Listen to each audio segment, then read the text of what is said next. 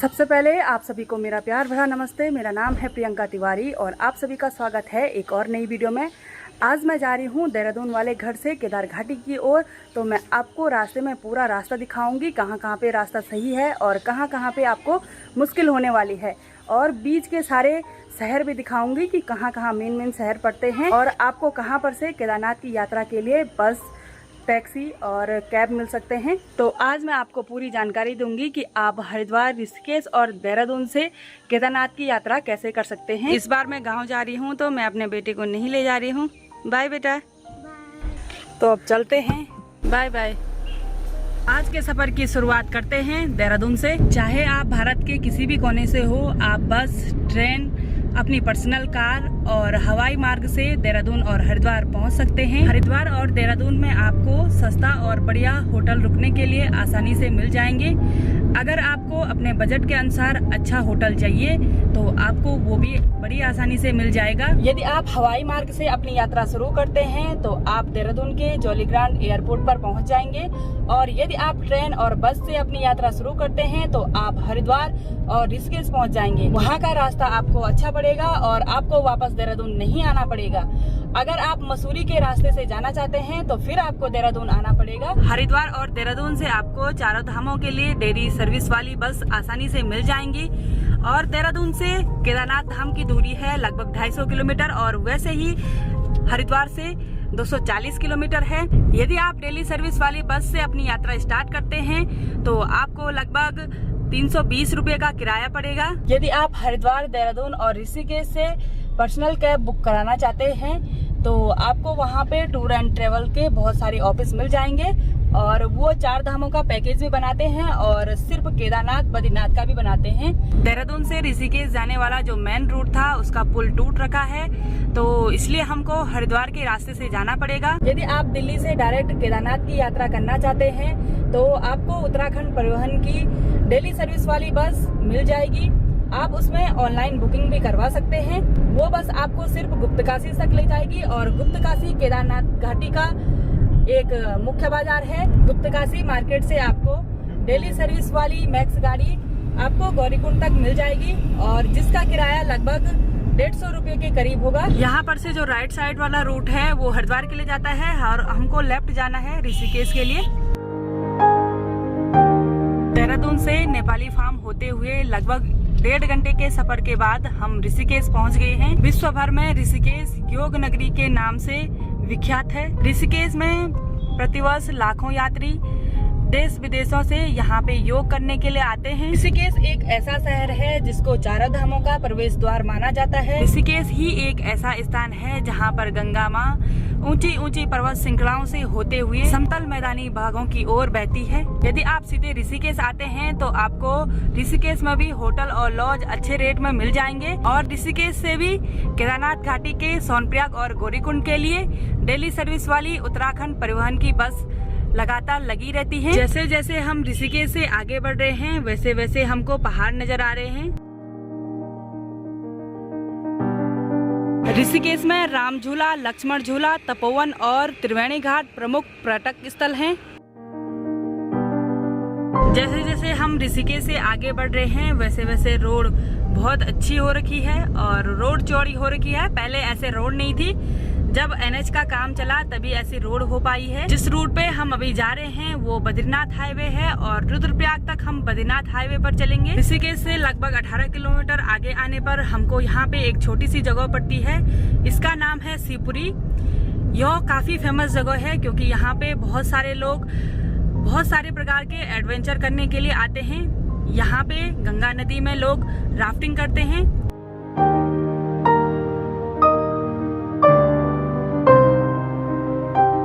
बारिश की वजह से बहुत ज्यादा लैंडस्लाइड हो रखी है, और यदि आप बरसात के टाइम पे यात्रा करते हैं तो सबसे बड़ी मुसीबत है लैंडस्लाइड। जब तक ये ऊपर का पुल बनके तैयार नहीं हुआ तब तक हमको ऐसी ऑफ रोडिंग पे चलना पड़ेगा। शिवपुरी से लगभग 16 किलोमीटर आगे आने पर हमको यहाँ पे पड़ता है ब्यासी, और यहाँ ऊपर रेलवे का काम चल रहा है। ब्यासी में आपको छोटे छोटे ढाबे और रेस्टोरेंट मिल जाएंगे। अभी सुबह के 11 बज रहे हैं और अभी हम ब्यासी पहुँच गए हैं। तो एक बार नाश्ता कर लेते हैं, क्योंकि हमने देहरादून में अपने घर में नाश्ता नहीं किया। ब्यासी में आपके लिए खाने की व्यवस्था हो जाएगी, पर यहाँ पर रुकने की कोई भी व्यवस्था नहीं है। नाश्ता करने के बाद जैसे ही हम आगे बढ़े तो बारिश स्टार्ट हो गई। बारिश भी लगातार हो ही रही है और अभी हम रुक रखे हैं तोता घाटी में। ये जो तोता घाटी है वो बद्रीनाथ हाईवे की सबसे डेंजर रोड है। इस घाटी में बारिश के कारण लैंडस्लाइड होते रहते हैं, तो जब आप आएंगे तो हो सकता है कि आपको भी 1-2 घंटे इस घाटी में रुकना पड़े। ऐसी लैंडस्लाइड वाली जगहों पे हमको ऊपर देख के चलना पड़ेगा। ब्यासी से आगे लगभग 26 किलोमीटर का सफर तय करने के बाद हम 3 धारा पहुँच गए हैं। यदि आप उत्तराखंड परिवहन की बस से ट्रेवल कर रहे हैं तो बस वाला आपको 3 धारा में जरूर रोकेगा। 3 धारा में आपको रुकने की कोई व्यवस्था नहीं है। यहाँ पे भी आप ब्रेकफास्ट, लंच और डिनर कर सकते हैं। 3 धारा से लगभग 12 किलोमीटर का सफर करने के बाद हम पहुंचे देवप्रयाग में। देवप्रयाग में भागीरथी और अलकनंदा का संगम है। देवप्रयाग से थोड़ा आगे आते ही यहाँ पे थोड़ा सा ऑफ रोडिंग है, तो यहाँ पे अभी कार्य प्रगति पे है। देवप्रयाग से लगभग 25 किलोमीटर आगे आते ही हमको एक प्यारी सी जगह पड़ती है जिसका नाम है मलेथा। नाम तो बहुत छोटा है पर इसकी ऐतिहासिक कथाएं बहुत बड़ी बड़ी हैं। आने वाले टाइम पे यहाँ मलेथा में रेलवे स्टेशन बन जाएगा। मलेथा पहुँचते ही मौसम काफी सही हो गया है और धूप खिलने लग गई है। मलेथा से 10 किलोमीटर का आगे का सफर करते हुए हम पहुँच गए हैं श्रीनगर गढ़वाल में। श्रीनगर गढ़वाल पहाड़ी क्षेत्र का सबसे बड़ा शहर है। श्रीनगर में आपको अच्छे लॉज और रेस्टोरेंट मिल जाएंगे और आपकी जरूरतों का सारा सामान यहाँ आसानी से मिल जाएगा। श्रीनगर में मेडिकल की भी बहुत अच्छी सुविधा है। श्रीनगर से आगे चलने पर बहुत अच्छी रोड है। यहाँ पे एक डैम है। यह डैम अलकनंदा नदी पर बना हुआ है। जैसे जैसे हम आगे बढ़ते जा रहे हैं वैसे वैसे पहाड़ ऊंचे होते जा रहे हैं और हवा भी बहुत ठंडी ठंडी हो रही है। श्रीनगर से करीब 14 किलोमीटर आगे आने पर यहाँ पे एक बहुत सुंदर जगह है। यहाँ का नाम है धारी देवी। यहाँ पर माँ धारी देवी का मंदिर है जो कि काली का स्वरूप है। बद्रीनाथ हाईवे के 2-4 स्पॉट ही ऐसे हैं जहाँ पे परेशानी हो सकती है, पर उन पे भी काम चालू है। अभी आने वाले 2-4 सालों में वहाँ पे भी अच्छी रोड बन जाएगी। धारी देवी से थोड़ा आगे आते ही यहाँ पे एक बहुत डेंजर सी जगह है सिरोबगढ़। तो यहाँ पे जब तक एक वाहन क्रॉस नहीं हुआ तब तक हम यहाँ पे रुके रहेंगे। ये स्पॉट ऐसा है कि यहाँ पे बारिश के टाइम पे भी और जब सूखा भी है तब भी पत्थर गिरते रहते हैं। इस क्षेत्र का यही एक ऐसा स्पॉट है जो सबसे ज्यादा डेंजर है। जब इस सिरोबगढ़ वाली लैंडस्लाइड पर काबू नहीं पाया गया तो तब आगे वाली पहाड़ी पे रोड को डाइवर्ट कर रहे हैं और यहाँ पे पुल का निर्माण हो रहा है। अभी नीचे शहरों की ओर ये NH का कार्य लगभग पूरा हो चुका है, पर अभी पहाड़ों में कटिंग चल रही है। श्रीनगर गढ़वाल से लगभग 33 किलोमीटर की दूरी तय करने के बाद हम रुद्रप्रयाग मार्केट में पहुंचने वाले हैं। रुद्रप्रयाग मार्केट आने से पहले हम केदारनाथ हाईवे पर जाने वाले हैं, क्योंकि यहाँ पर से हमको रुद्रप्रयाग मार्केट नहीं जाना है। यहाँ पर से बाईपास की सुविधा है। जो ये ऊपर वाला रास्ता है वो बद्रीनाथ धाम के लिए जाता है और जिस रास्ते पर हम अभी चल रहे हैं यहाँ से केदारनाथ हाईवे शुरू हो जाता है। अभी हम हैं रुद्रप्रयाग बाईपास वाली रोड पे और सामने का ये नज़ारा है, ये है रुद्रप्रयाग शहर का और यहाँ पे अलकनंदा और भागीरथी का संगम है। अगर आप यात्रा आते हैं तो यहाँ रुद्रप्रयाग शहर में आपको रुकने और खाने की व्यवस्था बहुत आसानी से मिल जाएगी। जब तक ये बाईपास वाली रोड नहीं थी तब तक रुद्रप्रयाग शहर से ही आना पड़ता था, तो वहाँ जाम के कारण 1-2 घंटे रुकना पड़ता था। रुद्रप्रयाग से आगे केदारनाथ हाईवे की रोड बहुत अच्छी है और कहीं कहीं पे कार्य अभी चल रहा है। बहुत सारे लोग यात्रा 2 व्हीलर से करना चाहते हैं। मेरे हिसाब से पहाड़ों में 2 व्हीलर का सफर बहुत जोखिम भरा होता है। यदि आप फिर भी 2 व्हीलर से यात्रा करना चाहते हैं तो इसके लिए सबसे सुटेबल समय है अप्रैल, मई और सितंबर का महीना। रुद्रप्रयाग से 10 किलोमीटर का सफर तय करने के बाद हम पहुंच गए हैं तिलवाड़ा मार्केट में। जो ये आगे विश्वनाथ सेवा बस जा रही है ये सोनप्रयाग जा रही है। यहीं तिलवाड़ा से एक रोड जाती है टिहरी और उत्तरकाशी के लिए। कुछ लोग जो गंगोत्री और यमुनोत्री जाते हैं वो इसी रास्ते से जाते हैं और जब ये NH वाला रूट बंद रहता है तो हम भी टिहरी से होते हुए आते हैं। तिलवाड़ा से 12 किलोमीटर का सफर तय करने के बाद हम पहुंच गए हैं अगस्त्य मुनि में।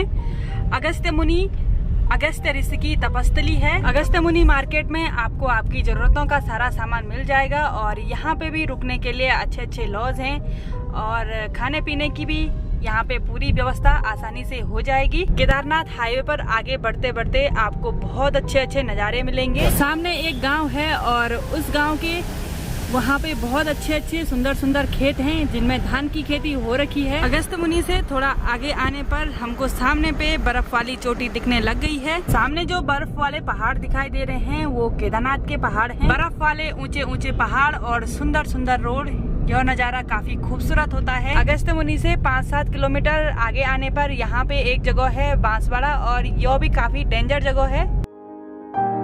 कहीं पर यात्रा के समय आपको सकरी रोड और उबड़ खाबड़ रास्तों का सामना करना पड़ेगा। धीरे आगे बढ़ते हुए हम एक छोटे से स्टेशन कुंड में पहुंच गए हैं। कुंड से हमको 2 रास्ते मिलते हैं। जो लेफ्ट साइड में जो रोड जा रही है वो गौरीकुंड सोनप्रयाग के लिए जाती है और राइट साइड में जो रोड जा रही है वो जा रही है उखीमठ के लिए। वैसे तो हमको डायरेक्ट घर जाना था पर मेरे साथ मेरा भाई आलोक भी है तो उसका सामान भी है गाड़ी में, तो इसीलिए मैं आज मायके जा रही हूँ। ये जो रास्ता है वो बद्रीनाथ के लिए भी जाता है और चोपता तुंगनाथ के लिए भी जाता है। जो भी लोग केदारनाथ की यात्रा करते हैं वो इसी रूट से बद्रीनाथ के लिए जाते हैं। रास्ते में हमको बहुत मौसम देखने को मिले, तभी बारिश था तभी बादल थे और अभी देखो बहुत सुंदर धूप खिली हुई है। केदारनाथ घाटी का आगे का सफर आपको अगली वीडियो में देखने को मिलेगा।